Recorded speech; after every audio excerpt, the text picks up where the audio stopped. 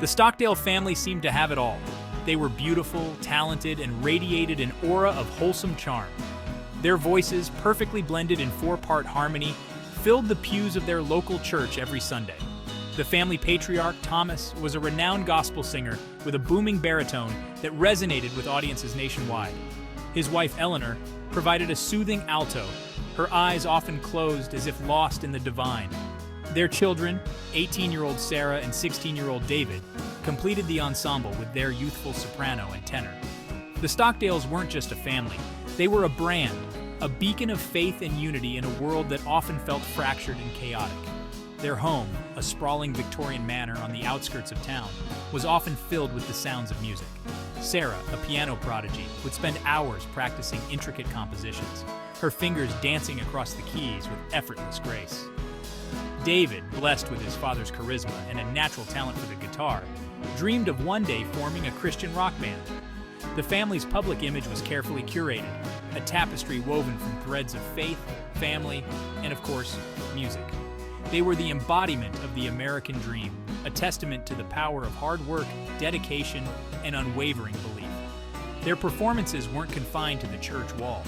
They were frequent guests on local television, their faces beaming from community billboards, their voices serenading listeners on Christian radio stations. The Stockdales weren't just performers, they were influencers, role models for young and old alike.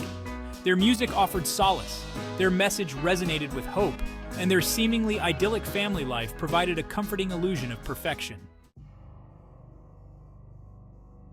But behind the polished facade, a darker truth was festering. The harmonious melodies they shared with the world masked a discordant reality that whispered beneath the surface. The Stockdale family's public persona was a carefully constructed performance, a show designed to mask the cracks that were beginning to spiderweb across their seemingly idyllic lives. The world saw a family united by faith and music, but the truth, as it often does, lay buried beneath layers of carefully crafted appearances. The whispers of discontent, the unspoken anxieties, and the simmering resentments were all skillfully concealed behind a veil of smiles and perfectly harmonized hymns. The stage lights may have illuminated their talent, but they also cast long shadows, obscuring the turmoil that brewed within the walls of their seemingly perfect home. The Stockdale home was a place of rigid rules and unwavering expectations. Every corner of the house echoed with the silent agreement to adhere to the strict regimen set by the head of the family. Thomas, a staunch disciplinarian, ruled his family with an iron fist, his word absolute, his judgments unquestioned. His presence was a constant reminder of the authority he wielded, and his family lived in the shadow of his stern demeanor. He believed in the sanctity of his position as the head of the household, his decisions driven by a strict interpretation of faith and an unshakable belief in his own righteousness. Every prayer, every ritual, was a testament to his unwavering commitment to his beliefs. Eleanor, though outwardly submissive, harbored a quiet resentment towards her husband's controlling nature. Her eyes, though often downcast, held a flicker of the dreams she had once cherished, now buried under layers of compliance.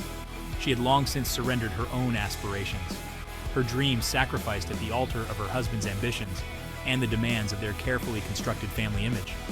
The window she often gazed out of was a portal to the life she could have had, a life filled with freedom and self-expression. Behind closed doors, the music that once brought them together became a source of tension. The piano, once a symbol of joy and unity, now stood as a silent witness to the growing discord within the family. Thomas pushed his children relentlessly, their rehearsals less about shared passion and more about achieving flawless execution. The joy of making music was overshadowed by the pressure to meet their father's exacting standards.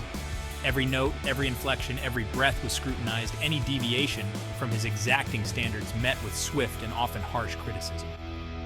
The children's love for music was slowly eroded by the constant fear of making mistakes.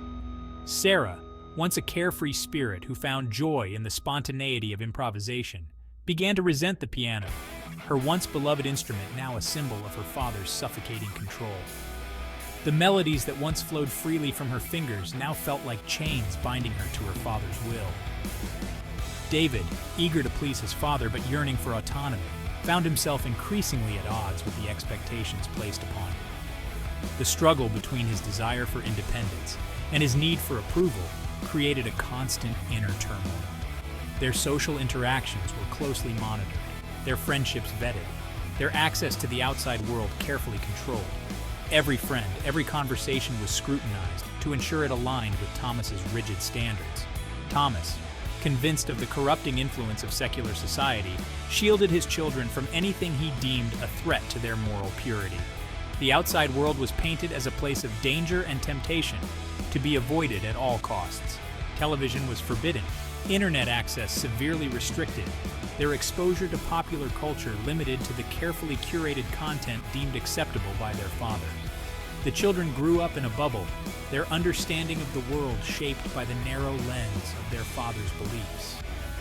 The Stockdale children existed within a bubble, their world small, their experiences limited, their perspective shaped by the narrow confines of their father's beliefs.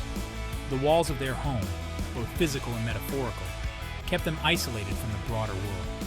The weight of their father's expectations pressed down on Sarah and David, stifling their individuality, their youthful exuberance slowly suffocating under the weight of religious rigidity and parental control. Their dreams and desires were secondary to the need to conform to their father's vision. They yearned for normalcy, for the freedom to make their own choices, to experience the world beyond the confines of their sheltered lives. The outside world, with all its possibilities, seemed like a distant dream, just out of reach. But their attempts to voice their concerns were met with swift reprimands, their father's unwavering conviction silencing any hint of dissent. The fear of punishment kept their true feelings locked away, hidden behind forced smiles and polite nods. The Stockdale siblings learned to internalize their feelings, their smiles becoming masks, their silence a shield, protecting them from their father's wrath, but further isolating them from each other in the world beyond their tightly controlled existence. The dinner table, once a place of family bonding, became a stage where each member played their part, hiding their true selves behind a facade of compliance.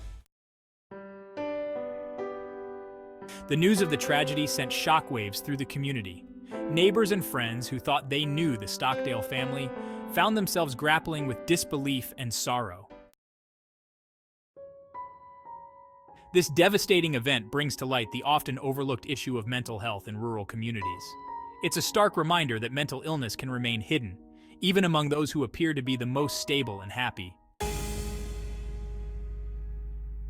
In the wake of the tragedy, the community and law enforcement began to piece together the events that led up to that fateful day. The investigation revealed layers of complexities and challenges that the Stockdale family had faced, leaving many to question how signs were missed. As the details emerged, it became clear that there were hidden struggles within the family. The investigation brought to light the pressures and internal conflicts that had been simmering beneath the surface, challenging the public's perception of the seemingly idyllic family life the Stockdales had presented. The tragic events sparked a broader conversation about mental health and the importance of community support. Advocates called for changes in how mental health issues are addressed, emphasizing the need for more resources and openness in discussing psychological well-being. Amidst the sorrow, the community remembered the Stockdale family for their musical talents and the joy they brought to their audiences. A plea for understanding and compassion resonated, urging people to look beyond the surface and support each other through life's challenges.